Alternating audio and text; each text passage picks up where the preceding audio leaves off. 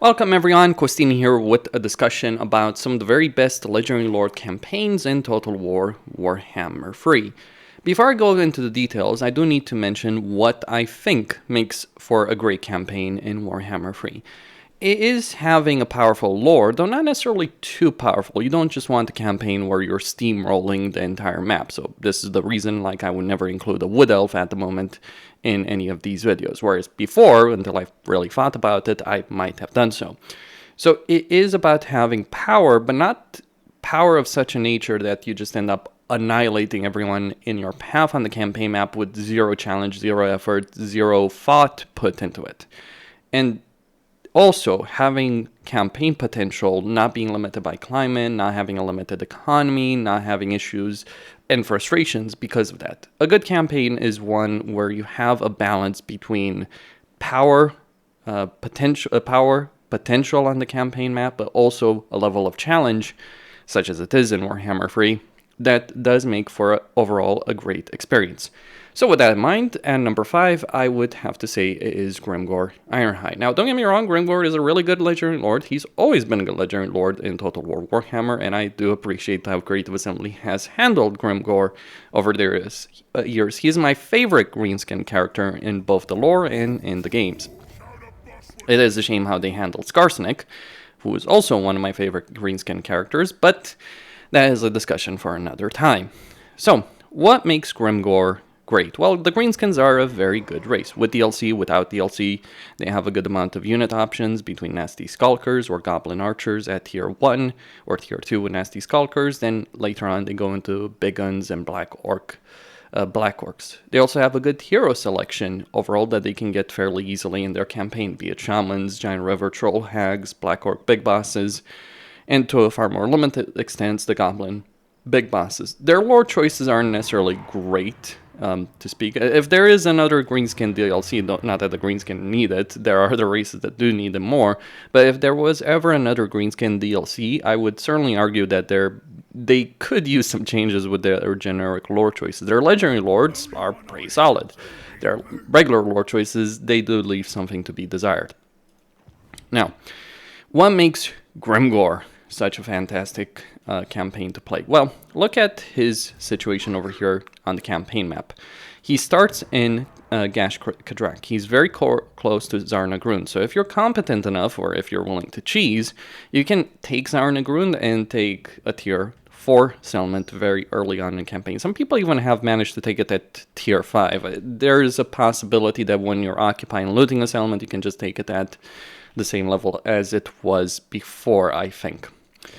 So GRIMGOR has a lot of power in this campaign, but at the same time, he does have issues. The Chaos Dwarves, Astrogoth over here to the west in Zorna School, Zaytan over here in the northeast, Kolek directly to the north of him, Drazoath further to the south, the entirety of the dwarves in the mountains, Greasus, Gorst, Cafe. I've already talked about what Cafe can do in a campaign. It is quite very substantial when under the control of the AI. So regardless of how you go, and regardless of how you go about your business, you will encounter some pretty powerful powerful Legendary Lords that can give you a run for your money, even as GRIMGOR. You are more powerful than them, and you can make a significant amount of armies, but the thing is, even with a significant amount of armies, you will still have on every front, you will still have some challenge, because the dwarves under the control of the AI, for all the issues in the hands of the player, can pose a significant challenge, because casualty replenishment, upkeep, growth, all those things the AI gets, especially on higher difficulties. So there's a lot of potential for GRIMGOR's foes, but there's also a lot of potential in his campaign. He doesn't have the best climate suitability in the game, though funnily enough he does have Frozen, so if you want to play a campaign as GRIMGOR where you end up going in Nagaroth to pay Malekith a visit just to bully him, that is also, believe it or not, an actual choice that you can go for. Because you could, what you could do is take territory from the Darklands over here in the Norsky. Yes, you would have some chaotic wasteland that you might have to deal with, or some unpleasant climate. But then once you're in Nagaroth, the fun begins, let's say. So lots of potential in this campaign, lots of possibilities. You do have a great early game, you do have a good amount of power, you do have a good amount of scalability, but you also have some fairly substantial foes that you might have to deal with. It is fun playing a steamroller campaign, but also a campaign where you do encounter all of those foes that you might have to deal with. And number 4 is Alith Anar of the High Elves. Alith Anar used to be my favorite campaign in Total War Warhammer 3, but certainly some other Legendary Lords have risen higher than he has. Partly because of certain changes, partly because of DLCs that have come out, but he still has one of the best campaigns in the entire game. The High Elves are a very good race, even without any kind of DLC. With DLC, they get lore choices, unit choices that they didn't have before. But even without any of the DLC, you can still enjoy this campaign a great deal. You just won't really be able to make use of the Shadow Warriors, so you're going to be forced dealing with Shadow Walkers, who are good units, just the limitations of 2 turns to recruit them, also the cost that they do have as units. Now, what makes Alith Anar a great Legendary Lord to play is not the power that the High Elves have intrinsically, because all of the Legendary Lords, with the exception of Teclis, have really a great deal of power in their campaign. Even Teclis has a good amount of power, he just is limited because of his starting situation. Alariel is better actually in terms of like building a massive empire across the world than Alith Anar is. It comes down to climate suitability. I would have ranked Alith Anar higher had he more climate suitability in his campaign. He does not. He can only take Wasteland and Frozen, which does severely limit his campaign potential in the long term. But in the short term, I would strongly argue that this is the best campaign in the entire game. The reason I would argue that he's got one of the best, if not the best campaign in terms of a short game, which suits Warhammer 3 very well, because it's like the early game that's the most interesting part from my perspective, and certainly the part where you have the most level of challenge, is not only is he focused on the sneaky, stabby units, he is a sneaky, stabby, Skaven Legendary Lord for the wrong race. He has a stock stance as his default movement stance for all of his armies. So every time he attacks an opposing army, he has the chance of ambushing them, which grants him a significant amount of power actually in his campaign, because being able to ambush enemies. Of course, it does have the limitations because the ambush success chance is lowered when you're using the stock stance, but still a significant amount of power. Then he can also use the underway, or the Shadow Realms pathways. It's the underway, regardless of what you call it. And with that, he has a lot more campaign movement flexibility than many other Legendary Lords do have, which makes his campaign significantly better when it comes to navigating the gargantuan map that Warhammer 3 Immortal Empires does have. Furthermore, he does get a global recruitment duration of -1 turn, campaign movement range, which is always great, and he has a special right that summons a hero that can assassinate without fail. You can use it for his special missions at the top bar, or you can use it to, say, eliminate Valkia just before you're about to fight her. There is a substantial amount of power available there with Alith Anar. Funnily enough, I think if you confederate them, there's a bit of a bug where if he has those kind of heroes, they'll just be wounded, so you can use them again and again and again. So yeah, Alith Anar, he's great to play, he's also great to confederate. More importantly, he gets Renegade, which is 12% missile strength for only -8 diplomatic relations with High Elves, which doesn't really matter considering how good the High Elves are with diplomacy because of the influence system. So your ranged units as Alith Anar faction-wide are 12% stronger. There's a lot of power. Then you have the top missions over here, which give you various campaign benefits. These are randomized, and I would strongly argue that when you're starting a campaign as Alith Anar, you might want to randomize it. You might want to start again and again until you get the benefit like of the murderous dance nature. And he starts at war with Karankar, which controls the majority of 2 provinces, though you also have Sialostra to the south. Thankfully, it's less annoying with Sialostra, because what would generally happen is she would declare war on you very quickly because of how the AI feels towards the player. That's less of a case. Some people are saying, oh, the AI is very passive. Well, increase the campaign difficulty if the AI is too passive for you on normal or very hard or anything like that. Just go all the way to legendary. But some people are saying, oh, it's too passive. Well, considering what would happen to Taurox in every campaign before patch 4.0, I would say that's not the downside. Because, yeah, like, with the exception of, like, Sialostra and Alith Anar, you would not generally have to deal with Taurox. Even as Alith Anar or Sialostra, you might not deal with Taurox in a campaign. But what I think makes his campaign really good to play is not the campaign mechanics themselves, it's the way the campaign is designed from a geographic perspective. Terrain plays a major role in any campaign, in terms of enjoyment, in terms of potential. And Alith Anar has a complicated situation to deal with, but he has at the same time all the tools to deal with it, you just need to know what you're doing. It can go very wrong very quickly, it can also go very brilliant if you play your cards correctly. Because you've got Be'lakor to the east. He will almost certainly attack you, and he will attack your ports and raise them to the ground. You don't want him to do that. So you need to be careful in this campaign. I generally have an ambush stance over here in this area just to bait Be'lakor into attacking me, so I can annihilate his army and get his defeat rate, which by the way is pretty good. Then you've got Hellbrand to the north, and Silostra to the south. And those are just your starting enemies. Then you have Tarox, and more importantly, Katep. You know, the biggest problem that you might have in Alith Anar's campaign, the biggest threat might actually end up being Katep, if you end up in a war with him. Because Katep, he rides an artillery piece as a mount, and it's one of the best artillery pieces in the game. He can wipe you out if you're not careful. One of the most difficult battles I've ever had in an Alith Anar campaign has actually been against Katep.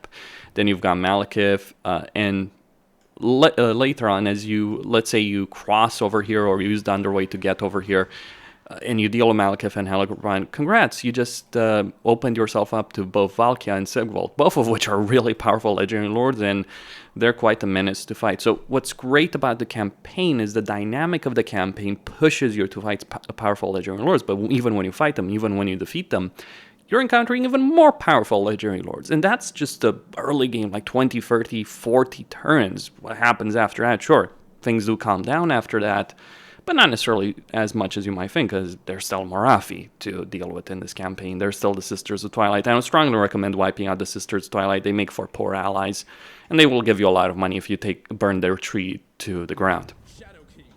So a lot of potential in this campaign, but also a lot of foes, also a lot of challenges. You have to be careful how you position your armies, because you don't want your coastline to be annihilated by Be'lakor or other factions.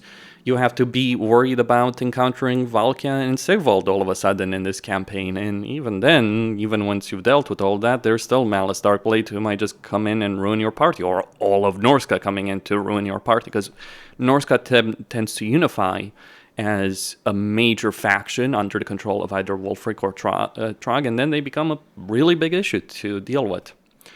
Unsure how Mother Stankia changes things. It depends on who wins between her and Morathi, but you might even have to end up dealing with Mother Stankia over here if she wins versus Morathi. So enjoy dealing with Akshina ambushers who can also annihilate your entire ranged army. So, like, Warriors of Chaos can deal with you, can outright defeat you. Dark Elves can put up a good fight. Kislev with Akshina ambushers, which, by the way, she certainly will be recruiting in her campaign, can obliterate you. So it's a really fun campaign dynamic. There's a lot of choice. There's a lot of consequences to the choices, who you're fighting, where you're going. It's just limited because of the terrain potential, but still, overall, a really great campaign to play in the early game. And certainly one of the most fun experiences I've had in a campaign in Warhammer 3. At number 3 is Morathi of the Dark Elves. And the Dark Elves, while I think they are underestimated by a vast portion of the community, or vast portion of the community just doesn't like them because of the changes from Warhammer 2 to Warhammer 3, they are still a really good race. They're good in melee, in the early game especially. Later on you can rely on monsters to fill that melee role. They're good in ranged because of Dark Shards and Shades. They lack on artillery, but they are great in terms of heroes, and especially in terms of hero capacity, because they can increase the hero capacity at tier 3 for every hero type, unless you're playing Morathi and you want to get Khainite Assassins, which requires tier 4. But they do have a lot of heroes, they do have a lot of potential in their campaign, they have a lot of capabilities. Now, what makes Morathi in particular so special is that she's kind of got the same dynamic that Alith Anar does have, just in a different starting position. She starts in the ancient city of Quintex, but she ultimately wants to make her way all the way back north and deal with all of the territories that Alith Anar has to deal with. It's less about dealing with Be'lakor and the Dark Elves, though you certainly should go to war with certain Dark Elven factions, especially Harganeth, though you could also confederate them.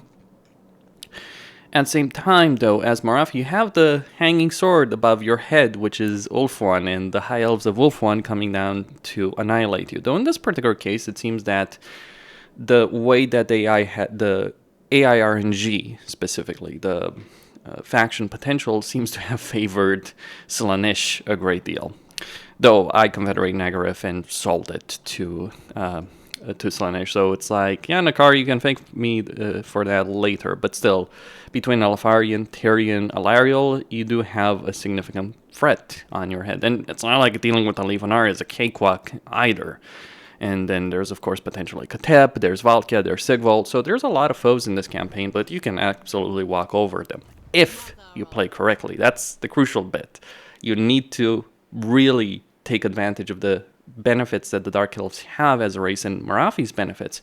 Morathi's benefits include the fact that she can get a lot of sorceresses very quickly because she can get that hero capacity through her first sorceress skill. So she can get the sorceress in her army, so you don't have to spend her special skill points early on that, and instead focus on the army, her melee combat capability, or special skill line. Like over here, I've got an army to a fairly reasonable degree, and I'm going to start working on her melee skill line. Morathi is good in both melee and in casting capability. She's good on the campaign map, she's good in battles, she's got the race to really take advantage of that situation.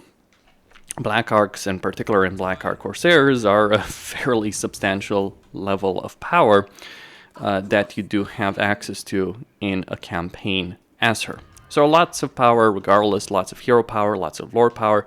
The reason I rank her higher than Alith Anar is while she doesn't have the murder missions, while she doesn't have the sneaky stabby army that Alith Anar does have, she just has a better campaign dynamic in the long term. Morathi isn't just good in the early game, though she's certainly great in the early game as well, but it's like the long-term potential that she does have, because she can take over all of Ulthuan, she can take over the Castaway. So in her campaign, you can start over here, and you can conquer every portion of the map, with the exception like Bretonnia, but you can conquer all the portion of that map in the upper part until you reach Cathay, if you so desire. Now that is campaign potential.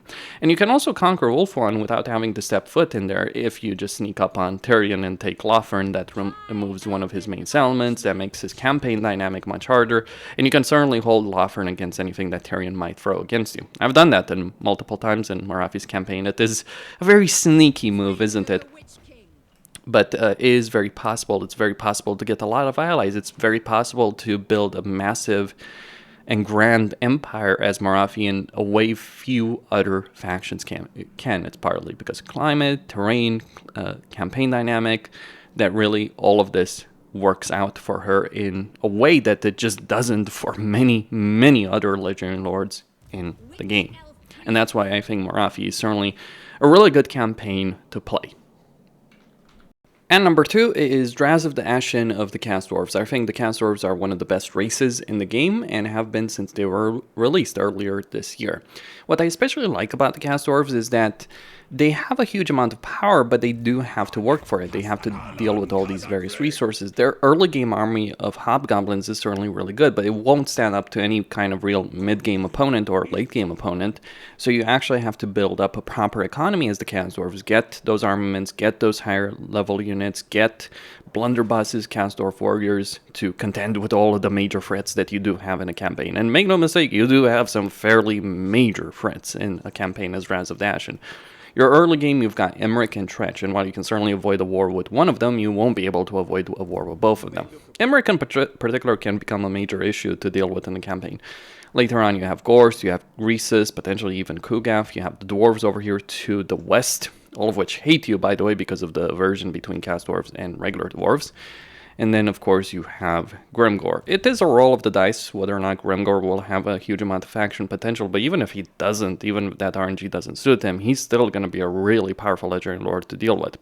And then you have the political situation and the complexities of that political situation. You have complexity in your resource system, you have complexity in terms of the political situation, managing that, ultimately confederating the other legendary lords, and then you have to be very careful about how you build your empire, because it's very, very easy as the Cast Dwarves to end up losing everything, because your armaments will require raw materials, and your factories, which will produce a lot of the gold you need to maintain your troops, do also require you to have raw materials. So if you end up in a raw material deficit, which is certainly very possible in a campaign, everything might come crashing down in very short order. I've avoided that in my campaigns as the Cast Dwarves, but certainly I've been very close to the edge before. And that's what I like about the Chaos Dwarves, playing them, because you do have that balancing act you need to play. You do have a lot of climate suitability, all of the climate suitability, so you can play the campaign however way you want. You can go west, you can go north, you can go east, you can go south if you so decide, and it all will work out. You do want to deal with dwarves as the Chaos Dwarves, but all the same, you do have a lot of campaign potential, possibilities, power.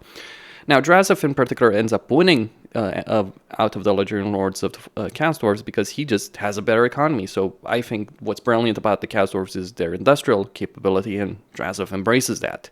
He's the industry master. He produces 10% more armaments by default, and he also has a skill line over here that gives him 10% raw material output and 10% income from cities. So he'll have more industry to work with, but he has a very complicated campaign situation because while the Black Fortress has a nuclear weapon attached to it from the very beginning, you have a lot of foes that can and will attack you in this campaign.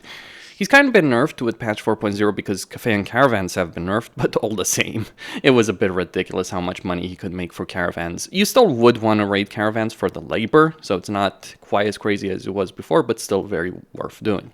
I also think that what's great about this campaign is that the Darklands is one of the best areas of the campaign map. And the standard that Creative Assembly should have met with the Shadows of Change DLC and didn't in terms of handling terrain, because the terrain really improved Emmeric's campaign, Grimgor's campaign, Tretch's campaign.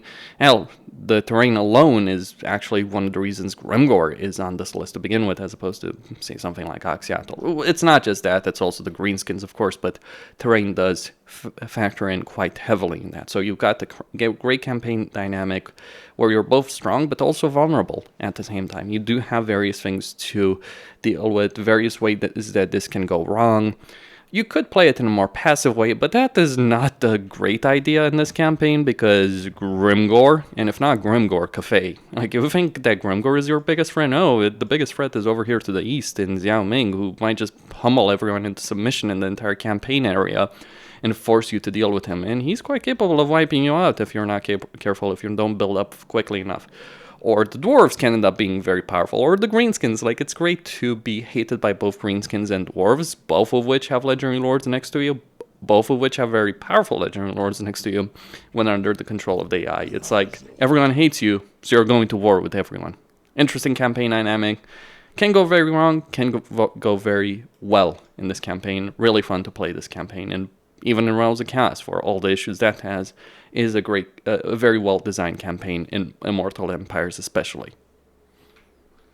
Finally, at number 1, it is Yuan Bo of Grand Cafe. Grand Cafe is certainly playable even without this DLC, but his campaign is, without a doubt in my mind, the best campaign of the Legendary Lords in the DLC. And I'll put him at number 1 on this list, but I certainly think regardless of where people stand on this issue, he certainly is very much a campaign worth playing as. Now, the reason is that Cafe as a race is pretty good overall. Like, they have a very solid army. It's not the most fun to actually use in battle, but the capability of the army cannot be underestimated. So the army works very well for Yuan Bo, like Jade Warriors and Jade Warrior Crossbowmen. You can't go wrong using those units. Now, what makes Cafe good to play as a race is, while they don't have the sheer ridiculousness of hero capacity that, like, the Dark Elves have, they have good range units, they have really good melee units in the Jade Warriors, and later on the Celestial Dragon Guard. They have good artillery, some of the best, if not the best, in the entire game overall, including flying Hellstorm rocket batteries, which are just as ridiculous as you might think. It does give a great deal of power in the campaign if you do get them. Personally, I prefer the land versions in many situations, or in the majority of situations, but there are certainly situations where the land version will not work, especially when you've got terrain features blocking things. But Cafe being great is not really what's important. It's Yuan Bo's campaign capabilities. He has a ridiculous amount of power between fortress cities and commercial districts. He has a bunch of capabilities, including resetting the movement range of every army on the campaign map. Think of what that does to you. Just consider this for a moment, what biblical level of power he has in the campaign with that. Because we talk about, like, Tarax being powerful because he can reset the movement range of one army. But the problem with Tarax is, 1, his army doesn't have a good auto-resolve situation, so you have to fight a lot of battles manually. And 2, it's only his army. Yuan Bo can do it for every army at the same time. I think you understand where I'm going with this and how absurdly strong this actually ends up being in a campaign. But that's just one aspect. Faction buffs that significantly increase your economic capability or faction strength, stealing the background income of a faction, weakening them, and gaining a significant amount of power, among other things. Instant construction that you start with. Instant recruitment or reducing the recruitment turn by 1. Just ridiculousness after ridiculousness. And with the new harmony system, it is pretty absurd. In this campaign, for instance, I have 2 armies in Cathay, though 1.5 really, and 2 armies in Lustria. That's 4 armies, and these 4 armies can deal with absolutely everything. Like, this army here has been obliterating Snitch over here on the campaign map. Snitch, one of the most powerful legendary lords in the freaking game, got destroyed by a secondary army, just because I was able to recruit a bunch of units very, very quickly in this particular campaign.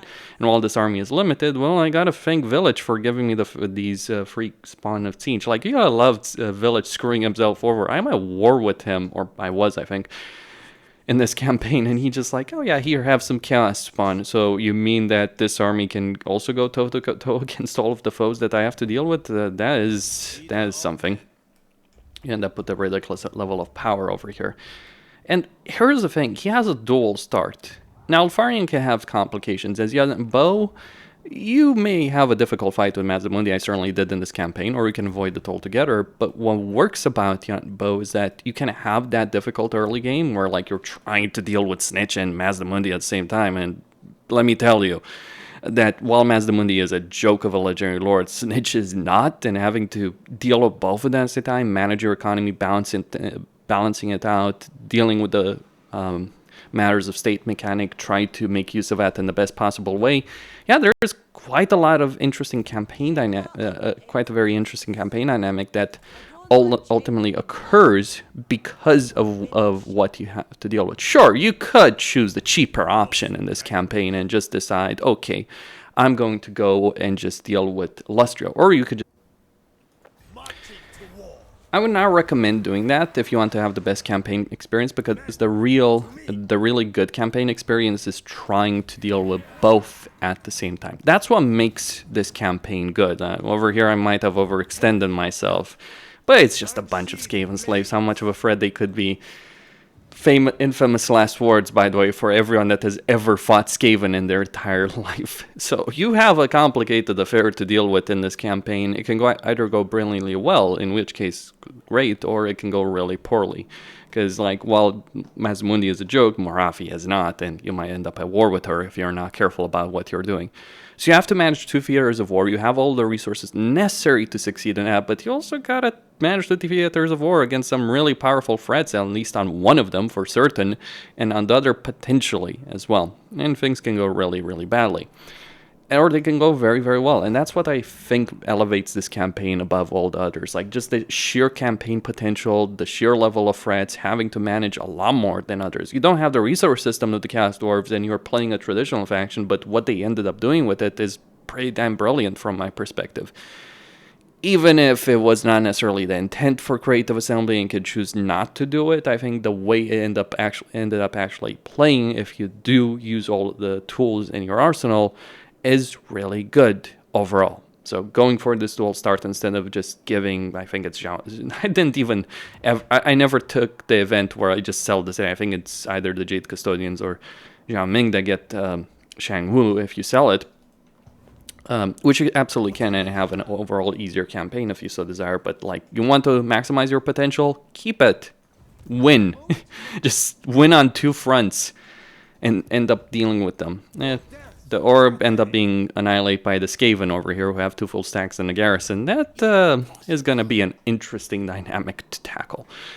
Anyway, those are the campaigns I would highly recommend to play at the moment. There's a couple of others. I think Oxyatl is a really good campaign as well. I'm not including it in this list. I was tempted to, but I think ultimately, like, Oxyatl's campaign, like, after playing the Changeling campaign, it's made me realize, like, just the limitations of a campaign like that. You have a lot of power, you have a lot of flexibility, but there's too much of a good thing, right? And I think Oxyatl, although very powerful, make no mistake on that, falls in that particular category.